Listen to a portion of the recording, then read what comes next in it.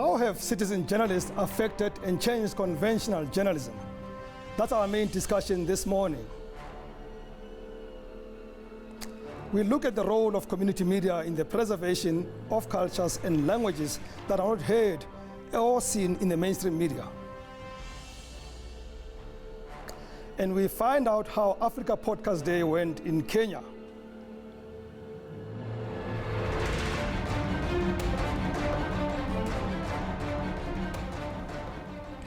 Hello and welcome to Media and Society on SABC News, independent and impartial. My name is Rems Mabote. This is where we look at the intersection between the media and audiences. This show is not complete without your say. Connect with us via our social media channels and share your views and concerns about how the media works and what we feed to you. Hashtag SABC Media and Society, and call us on 011-714-6841 or 6842.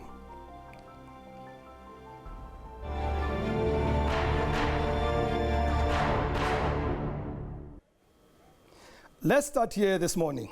Before we all had smartphones, it was difficult to get our content to be seen by anyone who wasn't part of our circle of close friends and family.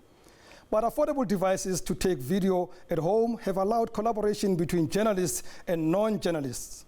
Citizen journalism is a term that started emerging in the 1990s and became prominent in the early 2000s. Much of the footage from 11 September 2001, the attack on the World Trade Center towers in the United States of America, was from ordinary bystanders. It was then clear that ordinary person was no longer just a consumer of news, but someone who participated in the creation of some of the content that the general public would end up consuming.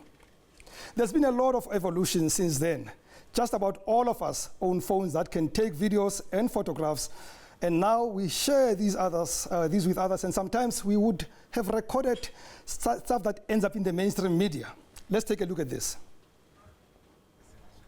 38-year-old Musa Matebula, a citizen journalist, says the growing trend of social media persuaded him to share news and information through his social media pages. I've been doing citizen journalism for about 2 years, and then the motivation was because lately you can see social media has become one of the most reliable news source, and it's fast and it's very, very, very accurate at some point, and then people rely on it more than they can on TV and any other platforms of news sources. Citizen journalists contribute immensely in journalism, as in most cases, they are the ones who report the news. They are part of the community and are usually the first to witness events. Matebula, who runs Bagolo News, a Facebook page with over 100,000 followers, says most of his stories are from ordinary citizens. I get stories from citizens. There is people who will come to me and say, Musa, I've got this story. Since you have the great following on social media, can you please share it with the people? It can be from Twitter, Facebook, it can be WhatsApp.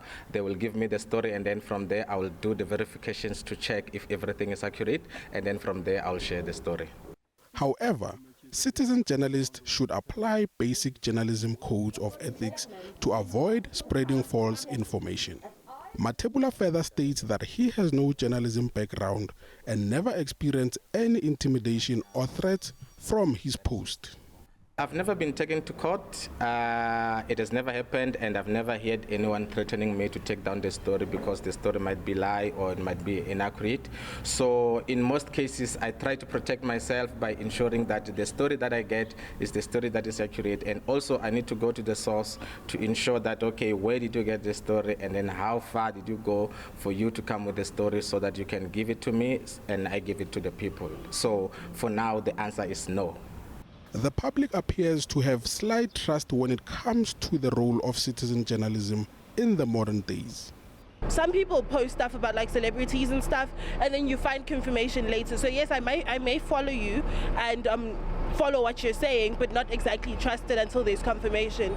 Often at times we get this information that's circulating around social media, and social media being one of the biggest things of our time, But then now you need to ask yourself a question. Is that information true or false? How do you then validate that? You need to know your facts. I don't trust the news on social media. I only rely on the public broadcaster, the SABC. They don't make sure of the news before they put it out. You understand? So that's a very crucial step that has to be taken. Only news that I trust are the one that I watch on TV, like Aboma, SABC and all that. But Kuma websites like Facebook, my social media like those, Facebook, WhatsApp, I don't trust those. I think people just speak mostly based on their own opinion, you know, and then they just formulate their own type of idea without doing enough research.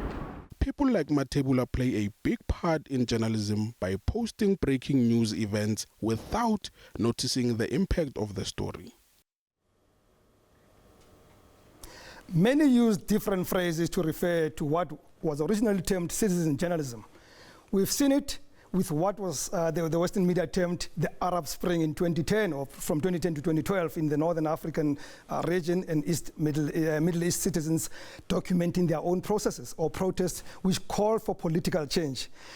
It even affected the way many governments around the world react to social media and protest in their countries. A lot of content about Hollywood celebrities and what they get up to has been documented by citizens who see themselves or see the celebrities at airports jogging, swimming, partying, and some of the citizen journalists have gone on to be authority in the subjects they report on. One of those is Hopolo Phil Mpela, who is my guest today. Greetings, mate. Hi, how are you doing? Phil has become an authority in celebrity news in South Africa when he tweets as Phil Mpela. We are also joined by Professor Atmaya Mare from the University of Johannesburg. Good morning, Prof. Good morning. Thank you so much for having me. Remember, you can also be part of this conversation by asking questions to our guests or sharing your views on today's topic by calling us on 011-714-6841 or 6842. You can also be part of the conversation on Twitter by using the hashtag SABC Media and Society. Let me start with you, Phil. Yebo. What's your personal background? Where did this all begin now, becoming this reporter that we all find on social media? I'm just a kid from Northwest, came to Joburg. I was at FUBA for a while trying to study drama there, and that didn't work out. So I started blogging, and from blogging I amassed a following, and I've worked in the industry, different spheres of the industry. So that's why I'm able to post and talk about the entertainment industry, because there's an industry that I know. Did you see a gap?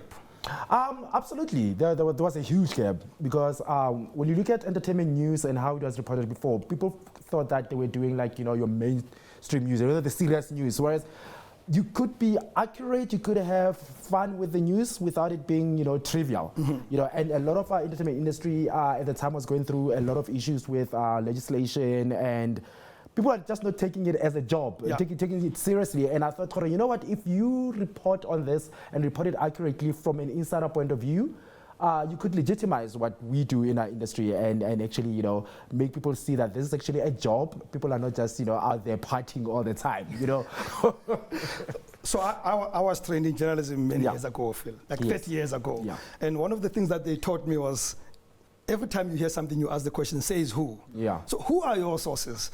Because that's the first thing I worry about when I see content from people like you. Well, obviously I can't tell you that, but I'm fortunate enough that I almost know everybody from every level within the industry. I know producers, head of content, head of channels, So I'm privileged that I've built my name enough where if something comes up, I can call and say, hey, I don't have to say your name, but I need to make sure that this is accurate. Can I get confirmation? Saying that what my colleagues can't use in mainstream media, they give to you.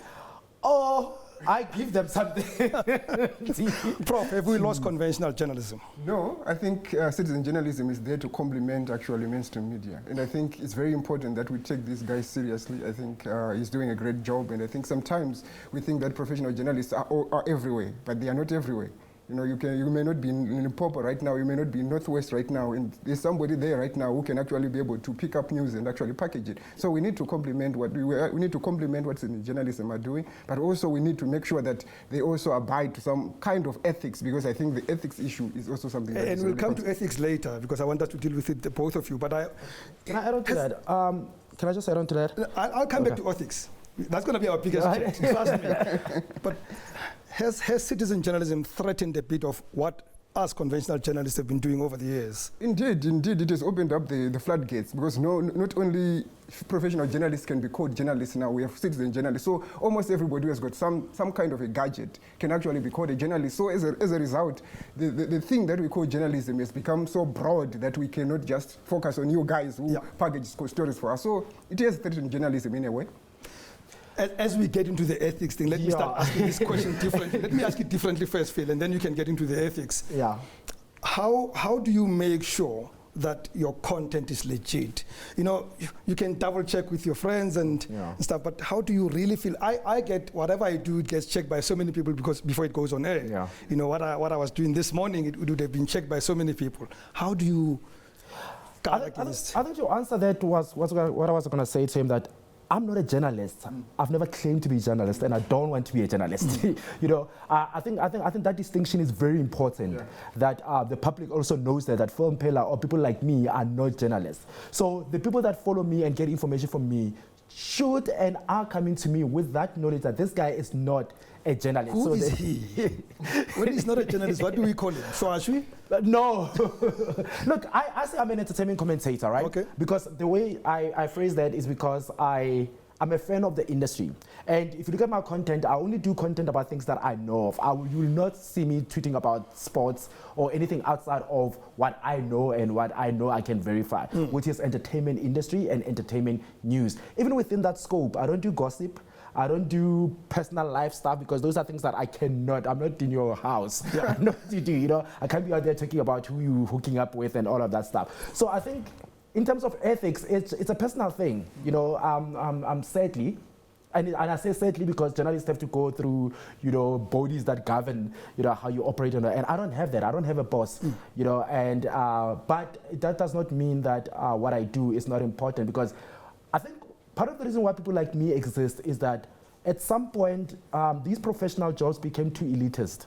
You know, it was not about engaging your audience or whatever, it was about we are telling you. So it was a sense of, you know, these people think they know better than us. These people don't want to listen to us. So you know what, we're going to create our own spaces and our own avenues to disseminate information. If I may just join in there, I think what he's saying is very true. We may call them content creators, we may call them peripheral actors in journalism, we can call them all kinds of names, because at the end of the day, they are creating content. And I think this content that they are creating is important, it's informative, it's educative, and it's also entertaining, which is pretty much playing a journalistic role in a way. It has also been found to be wanting in other spaces. Because Phil gets something, he wants to get it out quickly, it could be unverified. And when I say Phil, it's an example, it's not him. And it could get out there and ask mainstream, pick it up quickly from them because we don't want to be beaten by them, and we repeat what has not been verified. That can also be dangerous, Prof. Certainly, that can be very dangerous. And I think we have seen it with all this thing called fake news, whether you call it misinformation, disinformation, because journalists, mainstream journalists that is, sometimes just pick up these stories without verifying and just run with it. And I think that is where the issue really is. So that's why sometimes people are now focusing more on how do we make sure that we build the capacity to fact check within the content creators ecosystem, because if we can do that, then we can be able to make sure that even our public sphere has got credible and trustworthy information. But the other thing is, I mean, when you look at content on social media, right? For instance, Twitter only has about, 280 characters, right? So obviously, whatever I'm tweeting, I'm not giving you the full story. So we should be working in tandem with journalists where, I mean, I don't get offended when journalists pick up my story and expand on it, because that's what it should be happening. You know what I mean? Because that's exactly what I would want them to do. That, so somebody can come and see something on me that, oh, this has happened, Phil says this has happened, and then they could go to, you know, an SABC website or whatever and actually get the full story. So instead of trying to pit journalists against us, let's work in tandem together, because if we do that, then fake news becomes something that is not as toxic and as entrenched in the news as it is right now, because that's a problem.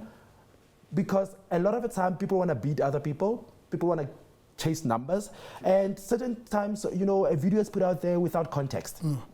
You know, a tweet is put out there without context. So that's where the journalists come in, and they're like, okay, you know what, we looked into this, and, you know, this person was wrong. Let's take a call. We've got Kondile calling us in Bloemfontein. Molom Shagas. Hey, The curriculum in institutions of higher learning, does it talk to the challenges of the day? But I can tell you with confidence that in the institutions where I'm located, the curriculum does not talk to what is happening in the space. And unfortunately, these students, when they go out to the real life, they do not necessarily get what they want or what they are supposed to do as journalists. But lastly, Rans, can given the growth of citizen journalism, do you think those students who are being produced by institutions of higher learning can make life out of journalism? Because citizen journalism has just put everything all over. Even whoever can be a journalist, and it's difficult to make money as a result or make life or career out of journalism lately. Brilliant question, Konile. I was actually going to come to that, Prof. Is it time to review the curriculum? Certainly, I think the curriculum is a living document as we see it, and it should continuously be updated, be improved upon. But what I want to just say to what is just said is that we need to make sure that we give our students what I would call soft skills, so that if they can't make it in the mainstream media, they can make it as few as done. You know, they can actually be able to, be entrepreneurial in terms of how they are going to use content and make sure they package content and produce it for a global audience. I think the good thing about publishing on social media is that you can do it for a global audience, and you don't really need to make money only in South Africa. You can make money outside of South Africa, and I think that's what we need to train our journalists to understand, that you don't need to just focus on this local context where we are. And I think that kind of curriculum is very important in our institutions right now. After the break, we continue this conversation. Remember that you can also be part of this conversation by asking questions to our guests and sharing your views on today's topic by calling us on 011-6841 or 6842. You can also be part of the conversation on Twitter by using the hashtag SABC Media and Society.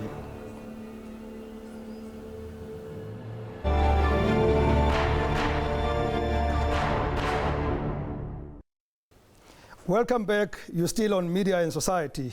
My guests this morning are Phil Mpila and Professor Admaya Mare from the University of Johannesburg. Remember, please be part of this conversation by asking questions to our guests and sharing your views on today's topic by calling on 011-714-6841 or 714-6842.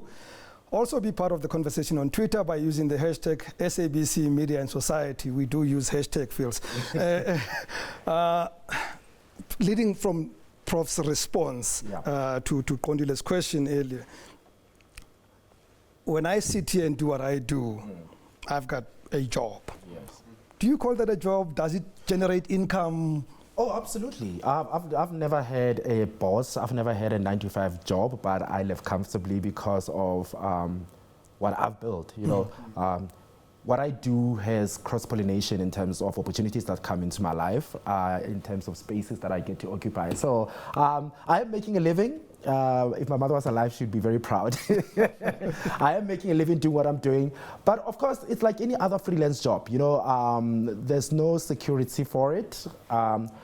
So with that, there's a bit of a worry. You know, how can I pay you or PAYE, whatever it's called. You see, I don't even know. I don't know what traditional job is. Yeah. But it is a job because, I mean, I source, obviously. I call people, I talk to people. The picture that I use attached to the post that I make are pictures that I thought of. You know, I wake up in the morning and I open my laptop and I literally read.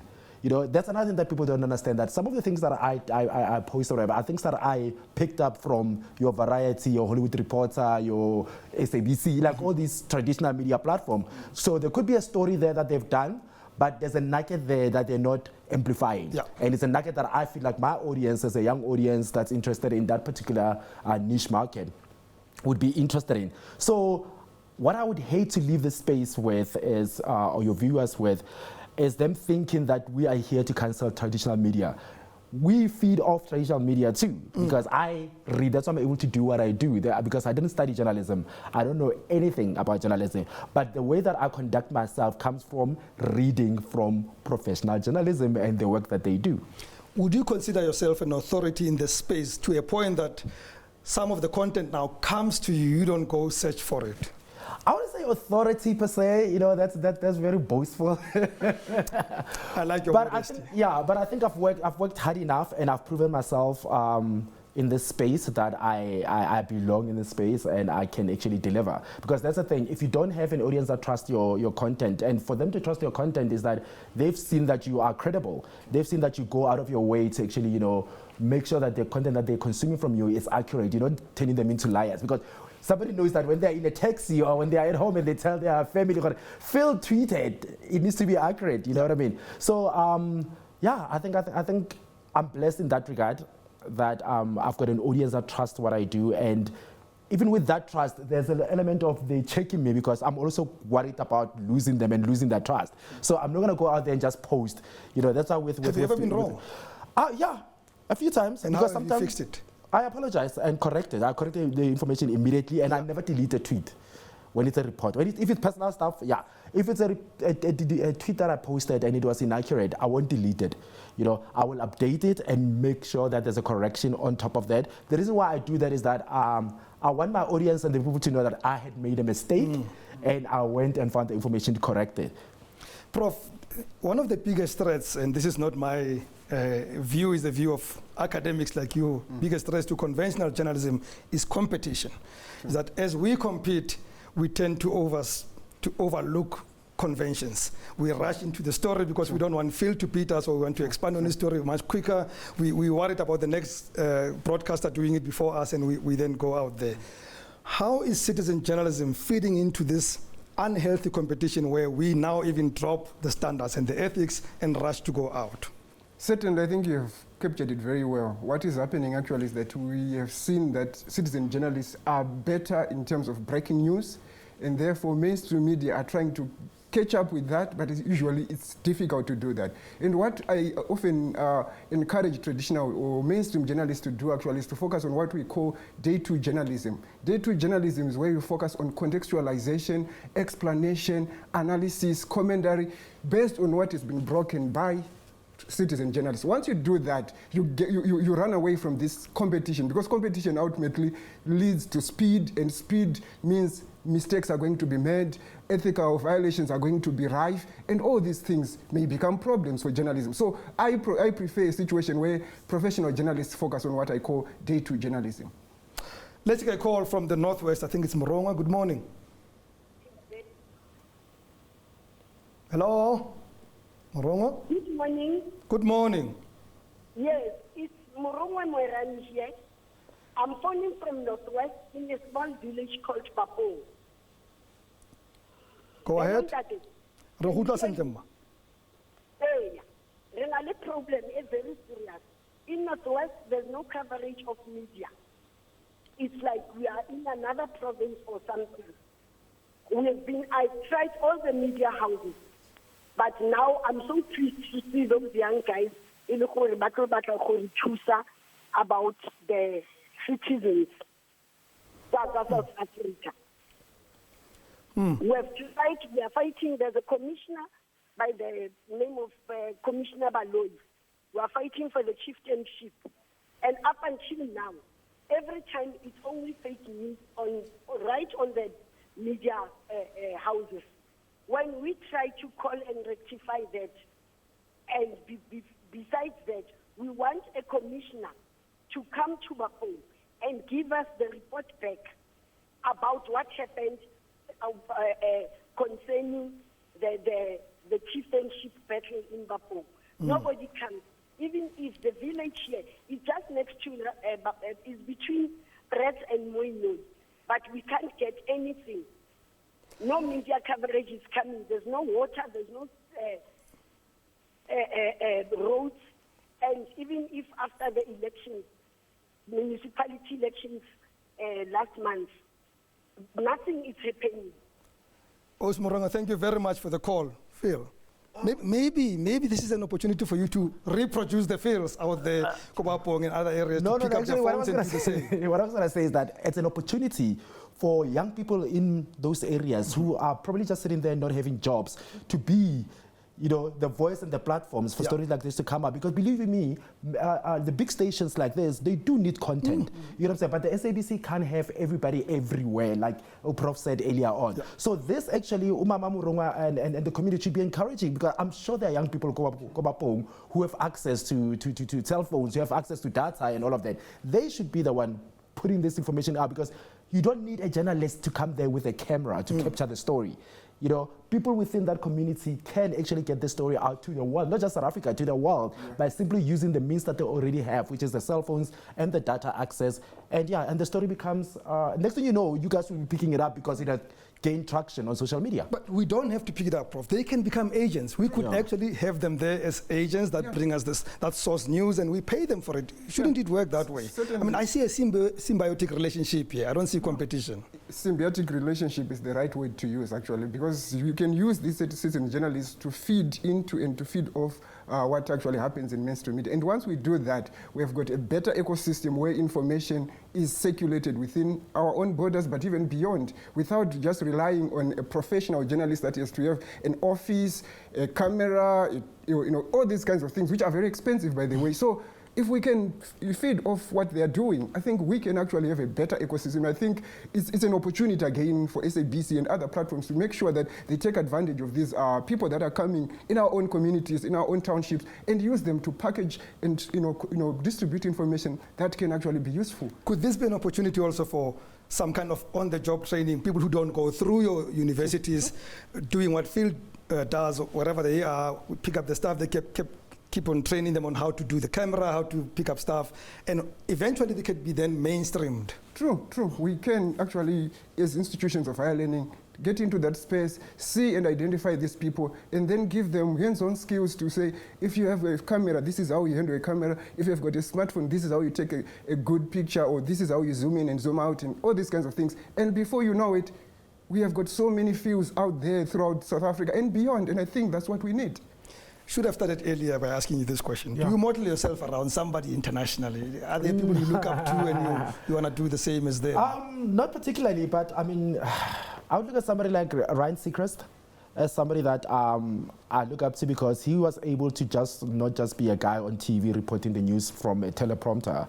He went on to do the red carpet at the Oscars, and from there he's now a producer, produces a lot of shows for the E! Channel and all of that. And I think anybody who gets into any space of professionalism and they don't want to grow beyond what they're known for is not doing a great job in 2022. You know what I mean? So at some point, obviously, there will be another film pillar on Twitter, and my dreams are beyond that. And they are? You'll see. Do you blog? Do you blog? I don't blog anymore. Okay, there's another thing that we missed in this conversation, that the reason why Twitter and platforms like that are so appealing to young people is that we've got a problem that people don't read. People don't even read a full tweet before they respond to it. You know what I mean? So so that's how I went from blogging to what we call microblogging. So your Twitter is microblogging, right? It's because I realized that people are not reading the full articles that I was writing, you know, because people disseminate information so quickly and want to move on.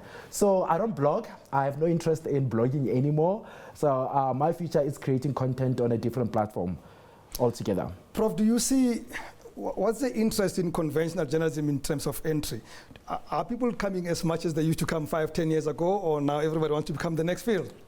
No, they are still coming. We're still seeing a lot of students applying to train as journalists. I think I don't think that will stop. But I think we're also seeing students that want to get into this space where he is. So they want these soft skills to say, can you teach me how do I do macro-blogging? How do I monetize my content? How do I make sure that I do understand the analytics behind these algorithms? These are the most important skills that we have, especially in if we're talking about the fourth industrial revolution. We need our students to know these softer skills and understand how do these platforms actually work so that they can monetize their content, but also become relevant as content creators. And the other thing is, I mean, with what we do, for instance, right, I don't know the back end of all computing and whatever. So with me, I've got people that I work with that make money because I make money. Yep. You know, so in itself, a lot of people will get employment if we start looking at these professions as something takes care. See, my issue with South Africa is we shun non-traditional professions. So in a country where you've got 70% unemployment among our youth, You know, when we should be encouraging people to be more proactive, young people to be more proactive and not sit at home and say, just because I don't have money to go to university to study something or to go to any higher learning institution doesn't mean that I don't have to have a career and I can't create a career for myself. Not all of us can be business people. You know, not all, you know. So I think the digital space... But we can all be hustlers. Yeah, the digital space and access, and that's where the government has to come in, where they make sure that access to the internet and the digital space is something that is not for the elite or the urban people. You know, that a kid sitting go Kumarmakoteng or wherever can have access to the internet that is affordable. Because once that happens, you're going to see many, many more avenues open and many more young people create money outside of traditional jobs. Let's take another call. I think it's Desiree in Johannesburg. Good morning. Good morning. How are you, everybody in the studio? We're good. Thank you for asking. Yes, sir. My name, as I said, is Desiree, and I've just completed my degree in communication science. And I would just like to ask, currently I am volunteering at an online radio station as a news reader. I have passion for journalism, and I am not really getting that much exposure to journalism. I'm very, very passionate in political journalism as well. So, you know, I just wanted to know from maybe the professor or yourself even, which other areas can one go into as an aspiring journalist to expose themselves so that one day I may find myself even working for the SABC News station. Thank you for the call, Desiree. I'm not sure that Prof and I are the best people. Maybe this is the man to answer the question, but Prof. Look, that's the thing though, like, there are a lot of journalists doing what you're doing, right? And since you are particular about the niche market within the news, I think that you want to focus on, I would say write a blog, you know, create a space where you can create your own community. And from there, so when you come to the SABC and say, hey, I would love to be part of your organization, there's a point where they can go and reference your work. You know, so start a blog, you can do a YouTube channel and all of that, and believe you me, it's a lot of work, but it's better than a CV in my opinion. You get what I'm saying? Because you get to show people what you can do, you get to show your potential employers what you can do without having to have a boss. Like if you are at a community radio station, there's probably somebody out in front of you that you have to report to and all of that. So you don't have control about how you brand yourself and how you package yourself to your potential employers. So I would say do it on your own. Start a blog, a vlog, even a podcast these days. You know, podcast as well. And that, if you build your name there and you build an audience there, it's going to be much easier for you to get recognized by platforms like this. Certainly, I just want to echo what he's just said. She must make sure that she builds her own, own portfolio of work, whether you can do a vlog, a blog, a podcast, and through that you can then be able to market yourself to the next, to the next employer, but also even not only to the next employer, but even to create your own avenues to make money without even, having to look out for a job. Because unfortunately, I think we need to make sure that our students don't think about getting a job, because the jobs are hard to get anyway. Yeah. So, because you also challenged me, I say that one of the things that can never be replaced is to shadow other people. Model yourself around somebody, shadow them, learn through them. My first 6 months in journalism, I bought coffee and lunch for everyone. I didn't do a single story, but I shadowed. And guess what? 30 years later, I managed to sit here. So it does happen. As we conclude, are we going to see more fields as we go forward, or are they going to be consumed into mainstream media, Prof? I think we are going to see more fields more than actually professional journalists going forward, because as we have said, generally, we have seen that even bigger organizations are reducing staff, they are shedding off staff, and we've seen it not only here in South Africa at SABC, but even beyond. We have seen big organizations shedding off staff because it's becoming increasingly difficult and also very expensive to maintain. So I think we are going to see more fields coming in and filling the gap that being left out by professional journalists. So thank you to Phil, and I think what you're doing is great, and I think you are a role model to so many other journalists that are going to come through. It's hard to say be brief to a content producer, but please, in 30 seconds. Okay, 30 seconds. Okay, number one, we will not replace journalism. Journalism will still be there. I think journalists colleagues should not fear us, should actually embrace us, because I think they are this, what did you call it, Prof? Second day two expansion? I think that's a brilliant thing. I'm stealing that. Yeah. So yeah, I'm not a journalist. Please go verify information with professional journalists. Thank you very much, Professor Admaya Mare from the University of Johannesburg, and Phil Mpila, content producer, entertainment commentator, all of those. After the break, we chat about how community radio can help preserve languages and cultures. Zuki Swapoche, CEO of MDDA, is ready for that conversation. Stay tuned.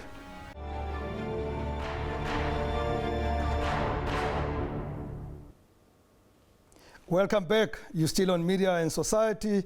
Let's go to Platfontein in the Northern Cape.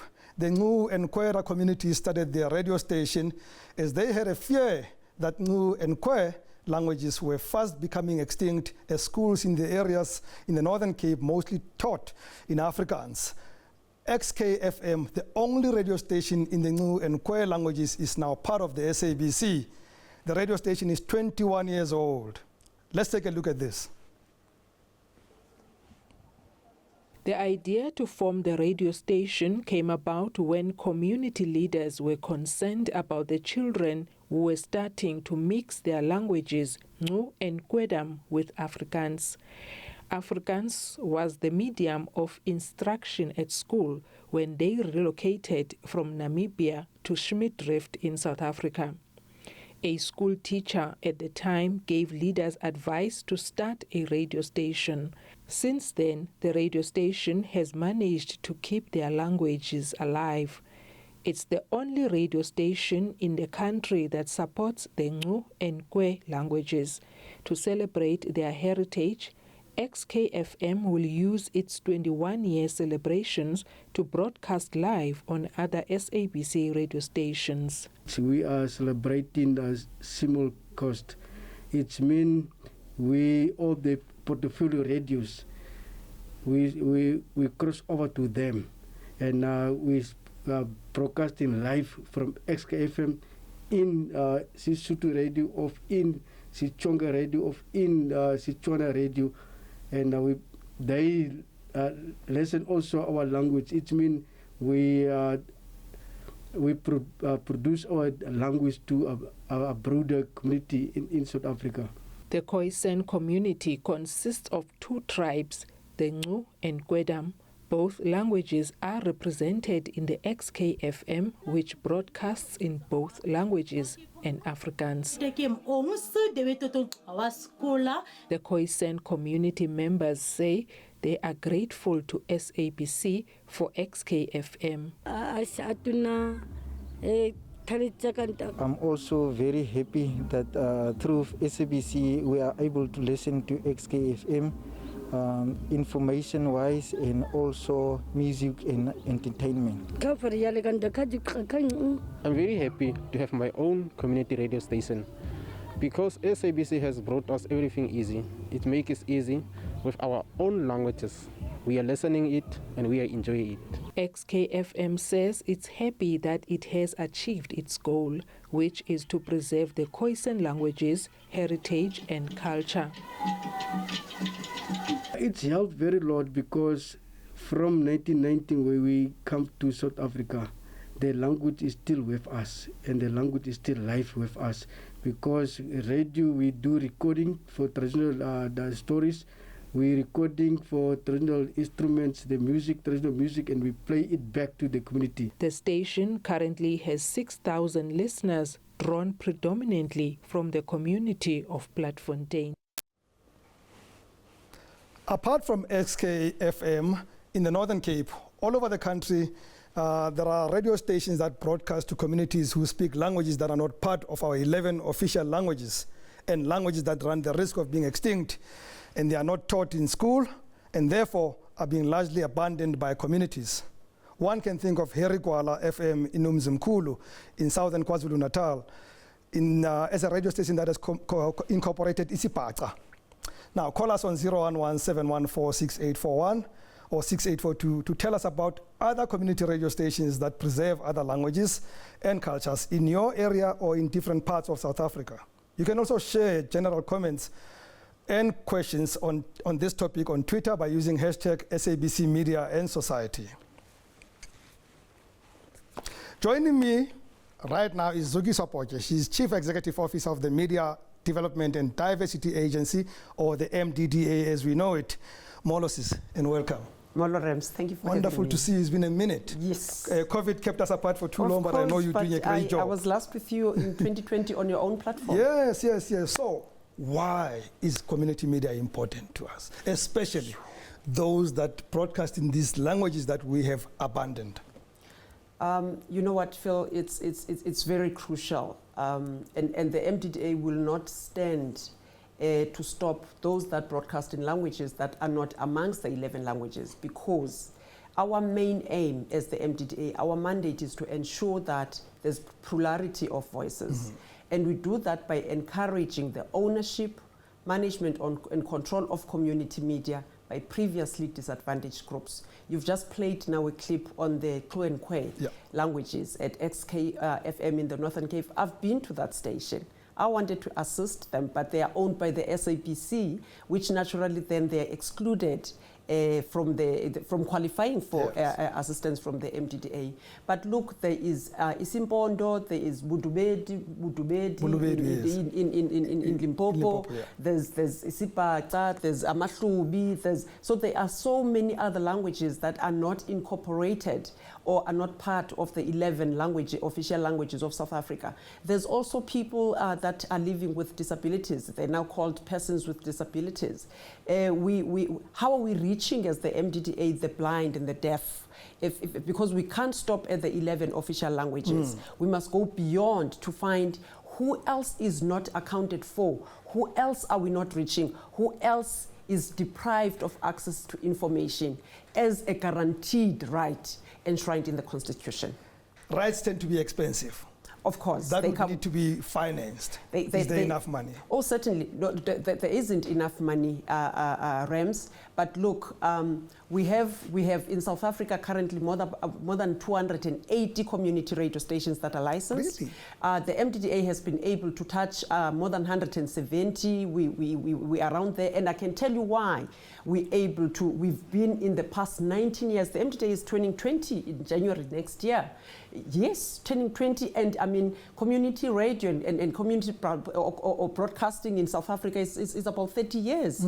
And yet the MDDA was then formed in 2002 through an act, and we're turning 20, of course, in January 2023.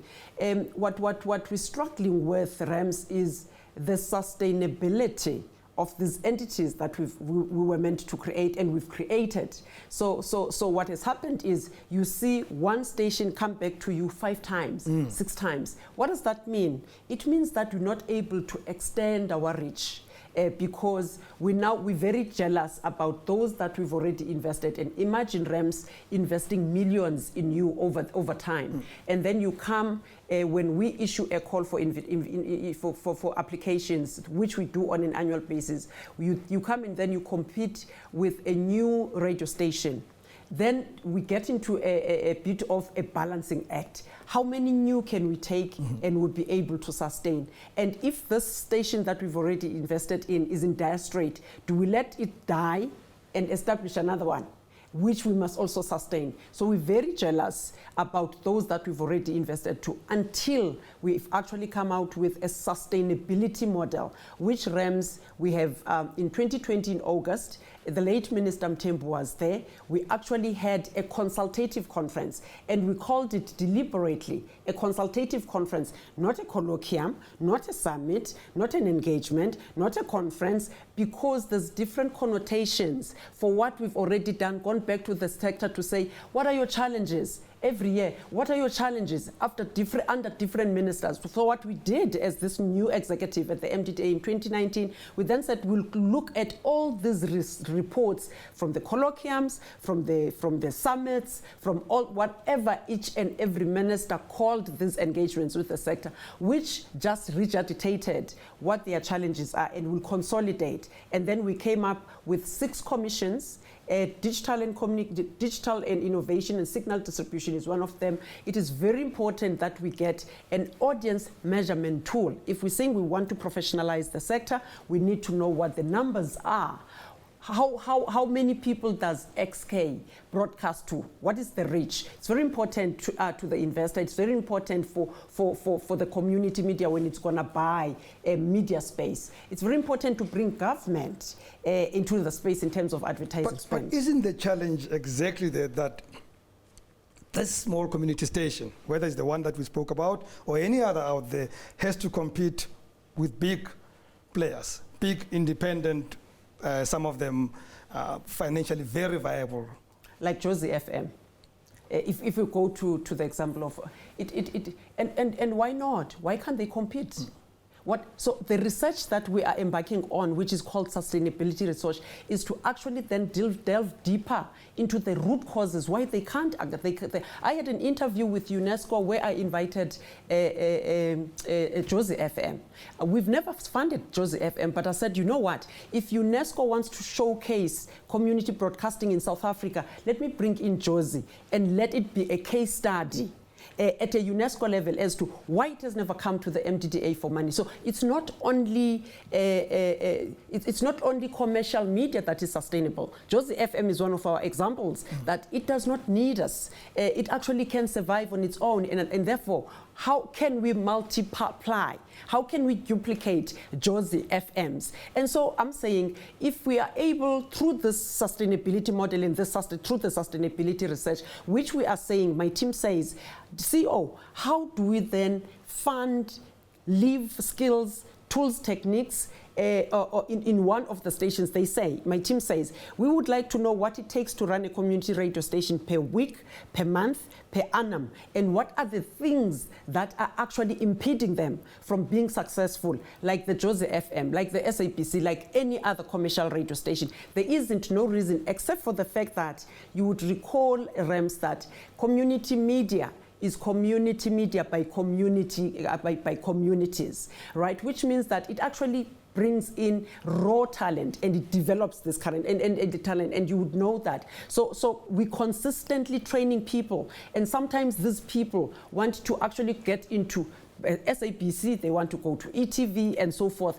And so for us, we are saying in no time we'll be able to compete with the commercial broadcasters, because we shall have given tools and techniques and resources and looked at all the 6 pillars that we're talking about, which we feel are impeding the sustainability of the sector. And my team then says we must win them off. And we are, and I know you're running out of time. And we're saying in the sustainability model, we've got a robot model. We're going to look at those that are in the red, are in dire strait, and say, what do they need? Remember, your geographical location is very important, Rams. I'm from Kofinvaba in the Eastern Cape, and Minister Mthembu used to say, how many of these stations are reliant on support from the communities? And I always make the example that if my mother, who's a pensioner, is left with 20 rands and there's a Kofinvaba community radio station, would she buy electricity with the 20 rands, or would she support the community media? So what is the commercial viability of the areas where these communities are situated, and what are the skills that exist within these communities? I must work on my face not betraying what I'm thinking, but you did see me. I ran out of time, and I feel very sorry because we haven't even touched half of what we need to talk about. That's the thing. I think there is a full program due on MDD. Please bring me back. I need an hour. I said it on air, so we'll commit. But That's all we have for today. Thank you very much, Zuki Support. Thank you for having me, for joining us on the program. When we come back, we talk podcasting. Thank you so much. Well, podcasting may be relatively new in Africa, but the continent is not short of stories and storytellers. Where the radio and television will not reach, the podcast is filling the gap. African podcasters over the weekend held a virtual event to mark Africa Podcast Day. During this year's Africa Podcast, a day set aside to celebrate podcasts by Africans, as well as taking stock of the strides made in this evolving digital space. The highlight of the event was the launch of the Africa Renewal Podcast, a UN-backed podcast that will celebrate Africa's top achievers in various fields.